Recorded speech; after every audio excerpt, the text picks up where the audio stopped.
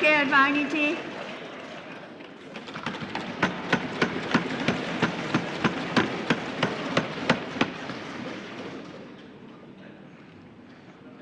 महोदया, आज वास्तव में एक अति विशिष्ट दिन है।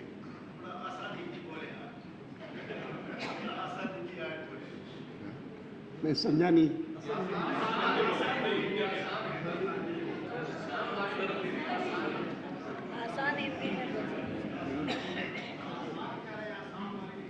मैं हिंदी 20 साल की उम्र के बाद सीखा हूं और इसीलिए जो सीखा वही पुस्तक की हिंदी बोलता हूं। और मैंने देखा है कि देश भर के लोग इस हिंदी को अधिक समझते हैं, जिसको साधारणतः सरल हिंदी करके कहा जाता है। उसको उत्तर भारत के लोग जरूर समझते हैं, लेकिन पूरे देश के नहीं समझ पाते। महोदया, मैं क्षमा प्रार्थी हूं कि मेरा गला आज साथ नहीं दे रहा। 2-3 दिनों से ये कष्ट रहा है, लेकिन मैं जब पीछे मुड़ करके देखता हूं तो मेरे जीवन का और मेरे जीवन के प्रमुख घटनाओं का आरंभ स्वतंत्रता प्राप्ति से नहीं होता। अंग्रेज का शासन मैंने देखा और वो जीवन के आरंभिक 20 वर्ष मन की एक ही इच्छा रहती थी कि इस साम्राज्यवाद से मुक्ति कब हो, कैसे हो। और उन दिनों में सचमुच जब महात्मा गांधी के बारे में सुनते थे या उनको 2-1 बार देखने का भी अवसर मुझे कराची में आया, बाद में यहाँ आने के बाद आया, तो सचमुच लगता था कि ऐसे महामानव बहुत विरले ही विश्व में पैदा होते हैं।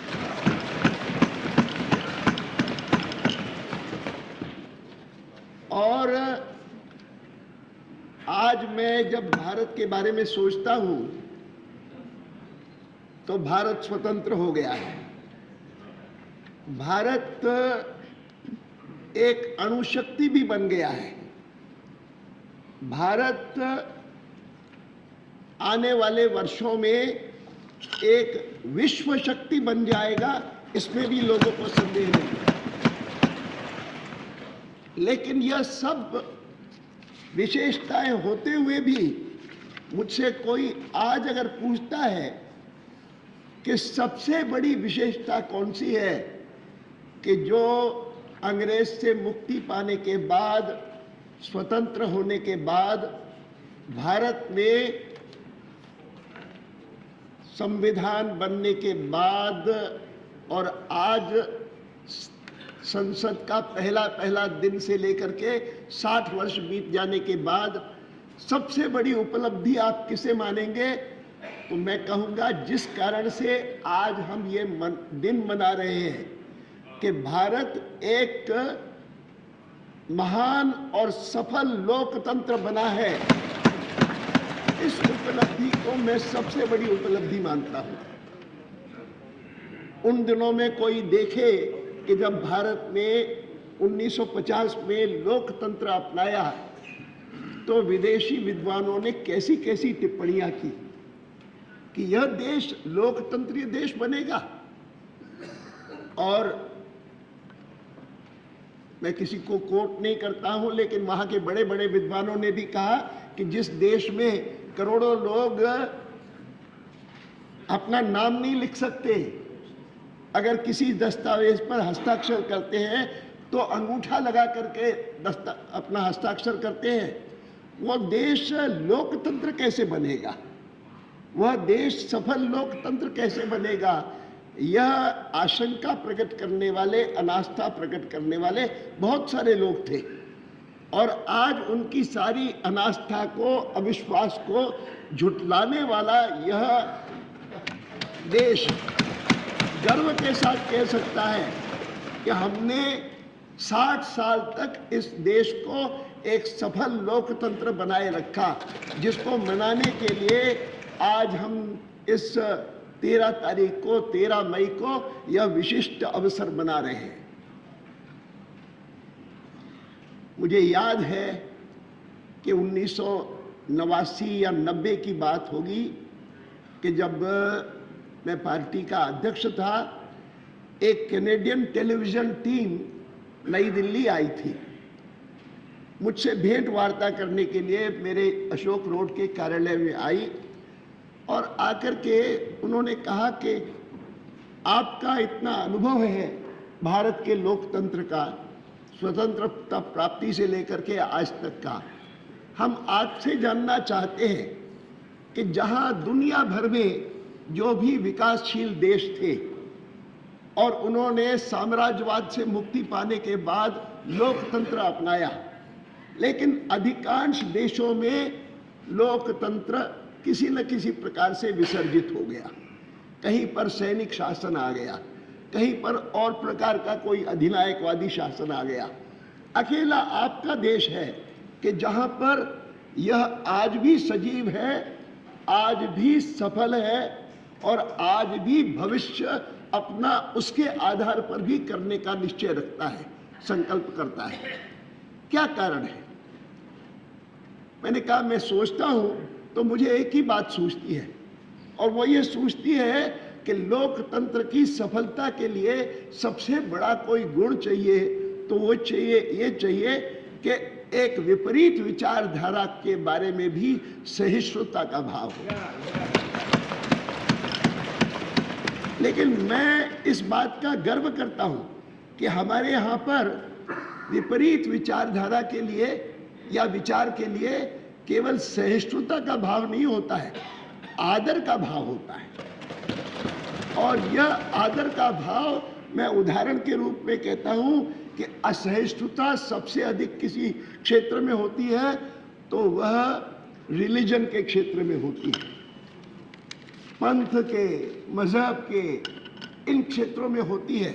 और उस क्षेत्र में दुनिया भर में तो साइंटिस्ट को भी और इंक्विजिशन के सामने लाया गया कि तुम जो बात कह रहे हो वो धर्म ग्रंथ में नहीं लिखी है, इसीलिए तुम्हारा ट्रायल होगा। हिंदुस्तान में ट्रायल तो छोड़िए, एक ऐसा विचारक था जिस विचारक ने कहा कि ये जो आपको कहते हैं कि अच्छा आचरण करो तो अगले जन्म में उसका तुमको पुण्य मिलेगा, ये पंडित बेकार बात करते हैं, आप फिक्र मत करो उनकी, और आप खूब खाओ पियो मौज करो, ईट ड्रिंक एंड मेक मेरी। और उसका चार्वाक का प्रसिद्ध वाक्य है, यावत जीवम सुखम जीवेत ऋणम कृत्वा घृतम पिबेत, ऋणम कृत्वा घृतम पिबेत, अर्थात कर्जा लो और घी पियो। इन वेस्टर्न कंट्रीज में कभी इसको सुनाता था, मैं उनको कहता था he was not talking of credit cards. ऋणम कृत्वा घृतम पियो पिबेत भस्मीभूतस्य देहस्य पुनरागमनम कुतः। यह देह तो भस्म होने वाला है, यह सोचना कि अगला जन्म आएगा, कुछ नहीं आएगा, बेकार बात है। और यह कहने वाला चार्वाक, उसको इंक्विजिशन के सामने नहीं खड़ा किया, उसको ऋषि चार्वाक कहा, अर्थात सहिष्णुता नहीं लेकिन आदर का भाव। जब पंथ के, मजहब के क्षेत्र में विपरीत विचार वाले का आदर हो, उसको ऋषि कहा जाए, तो आर्थिक, सामाजिक, राजनीतिक क्षेत्र में अगर कोई व्यक्ति कहता है कि पूरा का पूरा राज्य के अधीन होना चाहिए, दूसरा कहे कि सारा का सारा आम जनता के अधीन होना चाहिए, इस पर मतभेद में असहिष्णुता कैसे होगी?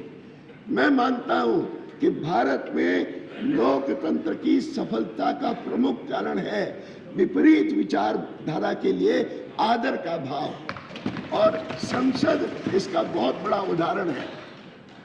मेरे वरिष्ठ सहयोगी मुझे 3-4 महीने सीनियर है संसद में, और मैं दोनों हम राज्यसभा में ही पहले आए, और उन्होंने अभी अभी जो बात कही मैं उसको पूरी तरह से इंडोर्स करता हूं। और मैं कहता हूं कि अगर हम एक दूसरे के प्रति आदर का भाव रखेंगे, विपरीत विचारधारा के प्रति आदर का भाव रखेंगे, तो डिबेट के द्वारा ही, बहस के द्वारा ही, विवाद के द्वारा ही हर समस्या का हल निकल आएगा और संसद की सफलता इसी में। मैं बहुत आभारी हूँ।